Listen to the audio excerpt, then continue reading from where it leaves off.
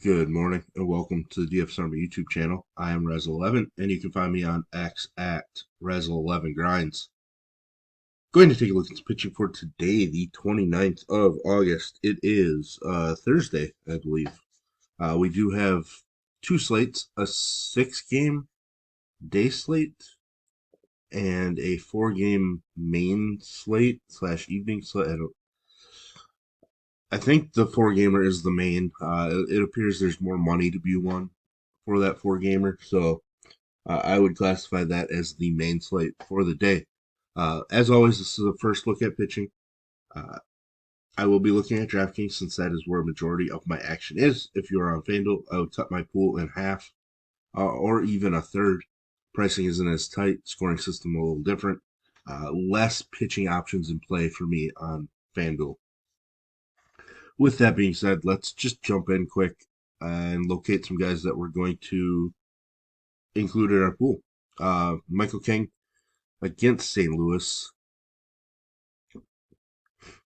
Most of his numbers are better when on the road. His K numbers go down, uh, but being 8-2 on the road, I know wins in general aren't a pitcher statistic we look for, um, but they are when we get 4 points for the win.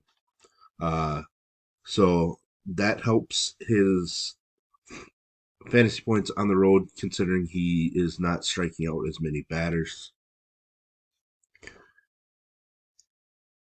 Had had some struggles last game against the Mets. Obviously, an error cost him.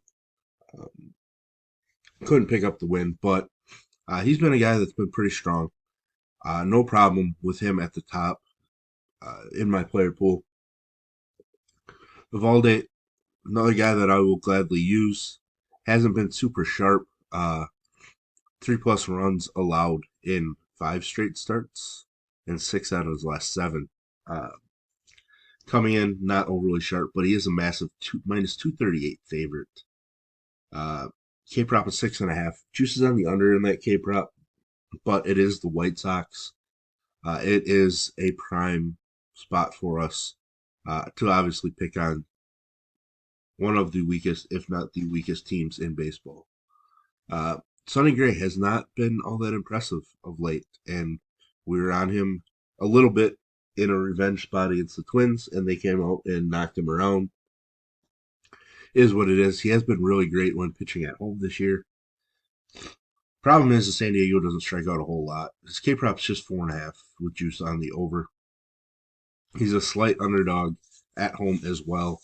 Um, I might sprinkle him in, but he's not somebody I want to prioritize by any means.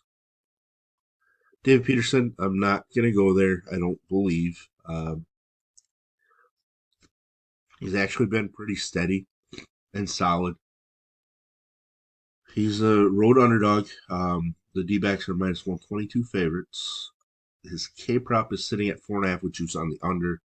I generally like Arizona a little bit against lefties. They weren't overly great against Mania. So that's kind of why am half considering using Peterson. Um, I think he's going to be very similar to Sonny Gray for me. And I think once I get down to start building some lineups, one of those two probably make it in my pool, and one of the two most likely are on the outside looking in. Uh, but it is a smaller slate, not as many options, so he's at least worth considering at this point. Ryan Nelson has allowed just 3 home runs at home. Big difference between his home road splits for home runs. But overall at home, he hasn't been all that great. It's been pretty solid in 4 out of his last 5 starts. Obviously, this is a Met squad that can score some runs. But like I mentioned, he is a slight favorite. His K prop is sitting at 5.5 with juice on the under. I think I'd be a little more interested in him than Peterson. He's been throwing the ball so well. He is at home. Home runs are less likely to bite him in the ass. So I think I might go there. One guy that I will be using over them will be Kader Montero. It's not like it feels great to be utilizing a Detroit pitcher, in all honesty. But a couple really strong starts recently. I think I just like the upside enough in this spot. Hasn't been as good at home. Um, Obviously, that could be a little bit of a worry. He does give up home runs, but we are talking about the Angels here. Lineup is weak enough. K prop of 5.5 juices on the under, but he is a minus 162 favorite. So he's somebody that I am going to slide into some builds. Um, Not a huge K guy overall. Career high, season high, whatever you want to call it, at 8 against the team that strikes out the most in baseball. Um, Walks can be an issue, but has not given up a home run in 3 starts. It's a good trend. He did give up a few prior to that, so um, I think he's worth including in our builds. Not to get too excited about him by any means. Belozo, probably not into Coors. He's had a couple of really nice starts. Absolutely dominated against the Phillies, which is really shocking. But walks can be an issue. Home runs can be an issue. Those two things don't go well together, especially in Coors. I don't know much about his arsenal, so if I get some time, I'll dig in more. But right now, I just don't think I need to play around with an unknown pitcher in Coors at this point. Savali, has had some solid starts with the Brewers. Not overly exciting by any means. Upside is kind of just limited, but it's tough to look at his home road splits considering he spent most of the year in Tampa Bay. So, yeah, I think he's somebody we can sprinkle in. He is a minus 135 favorite. K prop of 5.5. Juices on the under, but um, a decent prop for him. Uh, Considering there's just one pitcher on this early slate with a K prop higher, and that's Evaldi. So maybe that slides Evaldi a little higher in our lists because of the other options that he's up against. But there's kind of it for that slate. I'm not. It's not like I'm going to use a Chicago White Sox pitcher. And the stream wasn't bad the last time he was on the mound for the White Sox, but a ton of walks. Uh, and you've been watching my content a lot. Walks drive me absolutely nuts from starting pitchers because huge innings can happen and things go south quickly. So I'm just not going to go there. Bradley Blaylock, similar, a lot of walks the last 2 starts. Was traded to the Rockies by the Brewers. Not a huge K guy overall either. K prop of 4.5 with juice on the under. He is a minus 125 favorite. He has made one start in Coors, so he is somewhat used to it. He was solid against a team that doesn't really strike out. So I think there's going to be some people that kind of ask about utilizing him based on the opponent, but I just don't think we need to go there. Birdsong, somebody that I've used a couple times now, but I'm not overly excited about using him today.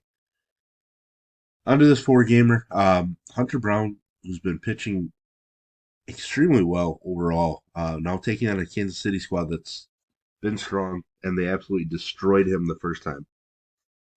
Like, I mean, just absolutely pounded him. Uh, 11 hits in 2/3 of an inning, with a walk.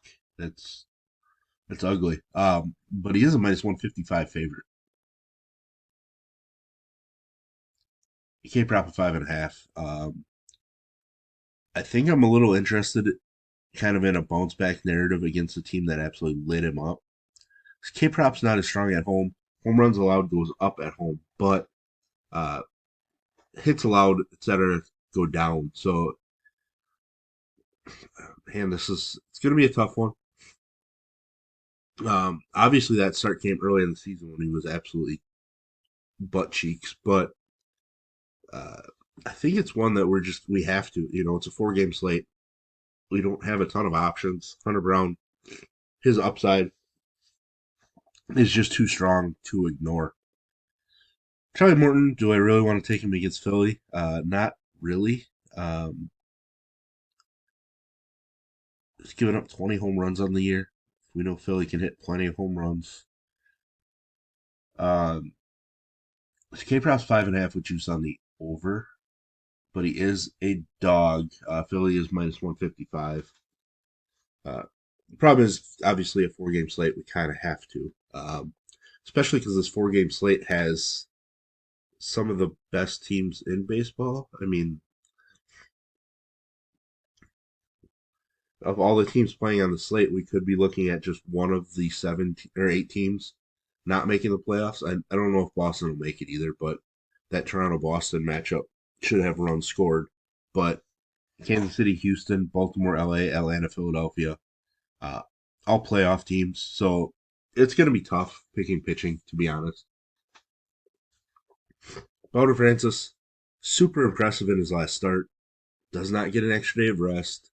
Um, to be honest, he's been super impressive in each of his last 3 starts, but it's really tough. Going to use him, but I'm not super excited about it. He is a dog. Game total up 9. K prop of 5.5 with juice on the under as well. Usually when we see guys kind of jump up, have a huge career type performance, uh, a lot of pitches, etc., we kind of see some regression in the very next start. And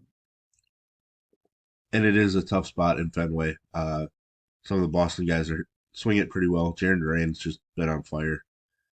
Not overly excited about going there, but he makes sense. Cutter Crawford probably going to have to be in play. He does have enough upside, but he's been pretty bad for a month, a little over a month. Um, but half that Toronto lineup is pretty weak.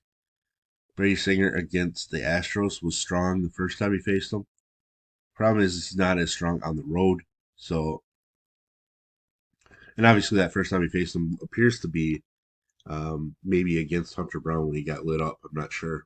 So Bobby Miller has been pretty gross. Looked decent last time out against Tampa Bay, but this is Baltimore, a stronger offense. Christopher Sanchez might be somebody we want to utilize. His last start did come against this Atlanta squad. Took the L, but wasn't bad. And he's been great at home. So he's probably somebody that we're going to be a little heavier on. It doesn't feel great about it, but given the slate, I think he makes a ton of sense. So, but there we have it. There's the first look at pitching. If you enjoy what I bring to you, please hit the like button, hit the subscribe button, turn the notification bell, and get the alert anytime we drop videos here at DFS Army. If you want to join us and get access to our coaches, tools, sheets, Discord, etc., I will put links in the description below. You can use promo code RAZ, that's RAZ, for 10% off monthly. And as always, best of luck, everybody.